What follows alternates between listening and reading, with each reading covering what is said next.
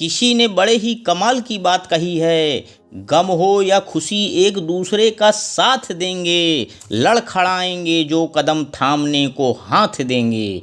आओ करते हैं वादा जिंदगी भर के लिए, एक दूसरे को मुस्कुराने की सौगात देंगे। जी हाँ दोस्तों, मैं लेकर आया हूँ पति पत्नी की प्यार भरी कहानी। यह कहानी बहुत ही इमोशनल कहानी है। इस कहानी को सुनने के बाद आप आंखों से पानी नहीं रोक पाएंगे। यह कहानी हमें बताएगी कि पति पत्नी का रिश्ता बहुत ही नाजुक रिश्ता होता है, इसलिए हमें जीवन में बहुत ही संभल कर रहना है। तो आइए ध्यानपूर्वक सुनते हैं। राधिका और नवीन को आज तलाक के कागज मिल गए थे। दोनों साथ ही कोर्ट से बाहर निकले। दोनों के परिजन साथ थे और उनके चेहरे पर विजय और सुकून के निशान साफ झलक रहे थे। 4 साल की लंबी लड़ाई के बाद आज फैसला हो गया था। 10 साल हो गए थे शादी को, मगर साथ में 6 साल ही रह पाए थे। 4 साल तो तलाक की कार्रवाई में लग गए। राधिका के हाथ में दहेज के सामान की लिस्ट थी और नवीन के घर से लेना था, और नवीन के हाथ में गहनों की लिस्ट थी जो राधिका से लेने थे। साथ में कोर्ट का यह आदेश भी था कि नवीन 10 लाख रुपए की राशि एक मुश्त राधिका को चुकाएगा। राधिका और नवीन दोनों एक ही टेम्पो में बैठकर नवीन के घर पहुंचे। दहेज में दिए सामान की निशानदेही राधिका को ही करनी थी, इसलिए 4 वर्ष बाद ससुराल जा रही थी। आखिरी बार बस उसके बाद कभी नहीं जाना था उधर। सभी परिजन अपने अपने घर जा चुके थे। बस 3 प्राणी बचे थे, नवीन, राधिका और राधिका की माता जी। नवीन घर में अकेला ही रहता था। माँ बाप और भाई आज भी गांव में ही रहते हैं। राधिका और नवीन का इकलौता बेटा जो अभी 7 वर्ष का है, कोर्ट के फैसले के अनुसार बालिग होने तक वह राधिका के पास ही रहेगा। नवीन महीने में एक बार उससे मिल सकता है। घर में प्रवेश करते ही पुरानी यादें ताजा हो गईं। कितनी मेहनत से सजाया था इसको राधिका ने। एक एक चीज में उसकी जान बसी थी।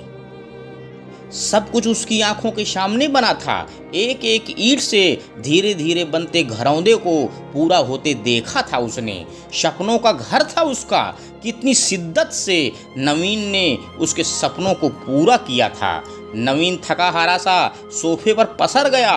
बोला, ले लो जो कुछ भी तुम्हें चाहिए, मैं तुम्हें नहीं रोकूंगा।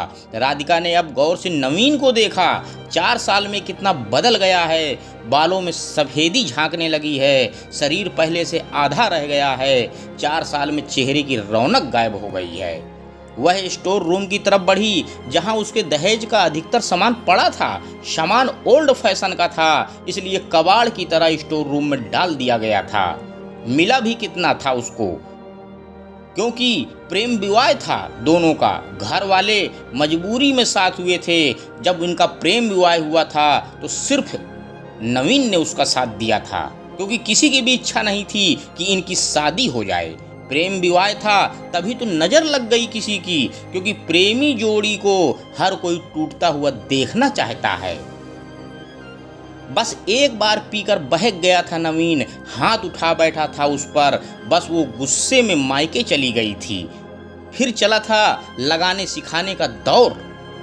इधर नवीन के भाई भाभी और उधर राधिका की माँ। नौबत कोर्ट तक जा पहुंची और स्थिति बद से बदतर हो गई और तलाक हो गया। न राधिका लौटी और न नवीन लाने को गया। राधिका की माँ बोली, कहाँ है तेरा सामान? इधर तो नहीं दिखता। बेच दिया है क्या इस शराबी ने?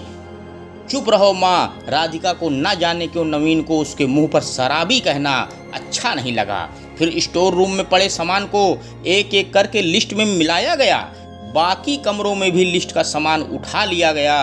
राधिका ने सिर्फ अपना सामान लिया, नवीन के सामान को छुआ भी नहीं। फिर राधिका ने नवीन को गहने से भरा बैग पकड़ा दिया।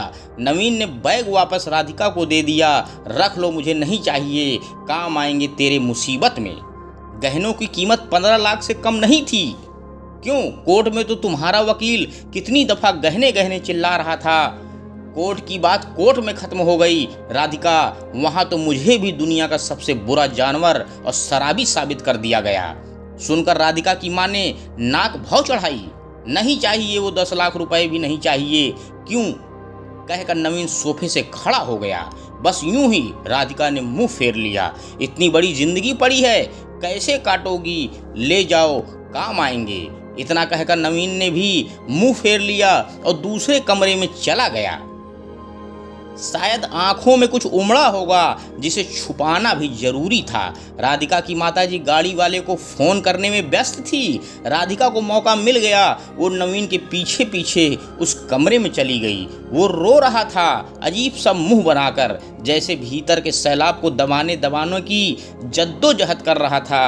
राधिका ने उसे कभी रोते हुए नहीं देखा था, आज पहली बार देखा। न जाने क्यों दिल को कुछ सुकून सा मिला, मगर ज़्यादा भावुक नहीं हुई। सधे अंदाज में बोली, इतनी फिक्र थी तो तुमने तलाक क्यों दिया? मैंने नहीं, तलाक तुमने दिया। दस्तखत तो तुमने भी किए, माफ़ी नहीं मांग सकते थे? मौका कब दिया तुम्हारे घर वालों ने? जब भी मैं फ़ोन करता था तो फ़ोन मेरा काट दिया जाता था और तुमसे बात नहीं कराई जाती थी।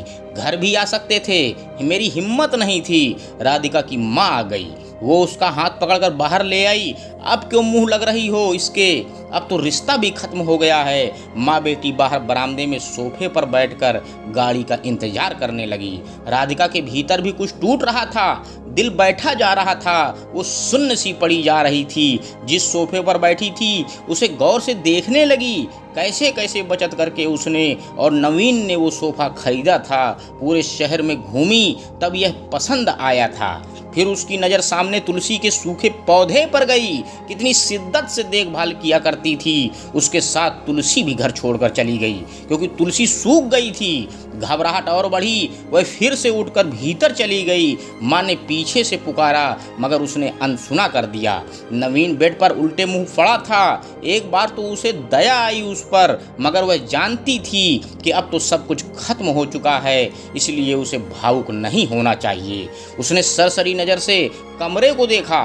अस्त व्यस्त हो गया है पूरा कमरा, कहीं कहीं तो मकड़ी के जाले झूल रहे हैं। कितनी नफरत थी उसे मकड़ी के जालों से। फिर उसकी नज़र चारों ओर लगी उन फोटो पर गई जिसमें वो नवीन से लिपट कर मुस्कुरा रही थी। कितने सुनहरे दिन थे वो। इतने में माँ फिर आ गई, हाथ पकड़कर फिर उसे बाहर ले आई। बाहर गाड़ी आ गई थी, सामान गाड़ी में डाला जा रहा था। राधिका सुन सी बैठी थी। नवीन गाड़ी की आवाज़ सुनकर बाहर आ गया। अचानक नवीन कान पकड़कर घुटनों के बल बैठ गया। बोला, मत जाओ, माफ़ कर दो। शायद वही शब्द थे जिन्हें सुनने के लिए 4 साल से तड़प रही थी। सब्र के सारे बांध एक साथ टूट गए। राधिका ने कोर्ट के फैसले का कागज निकाला और फाड़ दिया, और माँ कुछ कहती उससे पहले ही लिपट कर नवीन से रोने लगी। साथ में दोनों बुरी तरह से रोते जा रहे थे। दूर खड़ी राधिका की माँ समझ गई कि कोर्ट का आदेश दिलों के सामने कागज से ज़्यादा कुछ भी नहीं है। काश उनको पहले मिलने दिया होता।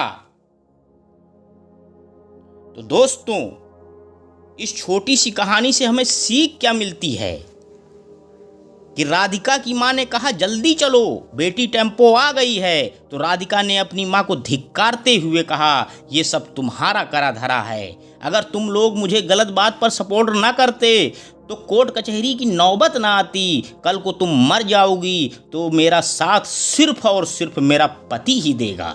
इसलिए माँ, मैं आपसे हाथ जोड़ती हूँ, तुम चली जाओ और हमें अकेला छोड़ दो। दोस्तों, पति पत्नी में झगड़ा होना आम बात है, लेकिन इसमें दोनों पक्ष के रिश्तेदारों के भड़काने में हमें नहीं आना चाहिए। हमें आपसी झगड़े प्रेम से बैठकर जीवन के विकास को ध्यान में रखते हुए सकारात्मक सोच के साथ सुलझा लेना चाहिए। अंत में दोस्तों, बस मैं यही कहना चाहता हूँ कि कोई टूटे तो उसे सजाना सीखो, कोई रूठे तो उसे मनाना सीखो। रिश्ते तो मिलते हैं मुकद्दर से, बस उसे खूबसूरती से निभाना सीखो।